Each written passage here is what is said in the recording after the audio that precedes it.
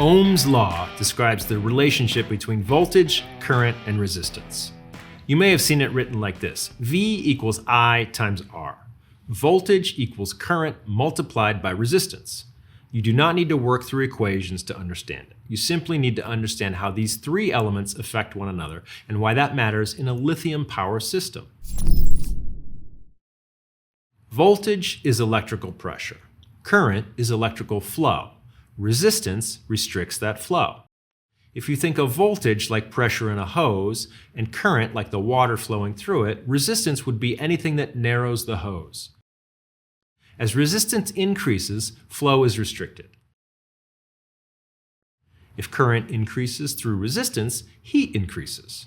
These three factors are always connected. Change one and the others respond. In a lithium power system, resistance exists in very practical places: cable length, cable size, connections, terminals, and circuit protection devices. Every conductor introduces some resistance. When lithium batteries deliver higher sustained current, which they are capable of, resistance becomes more significant. If wiring is undersized or connections are loose, voltage drops under load, heat increases, efficiency decreases, components can be damaged.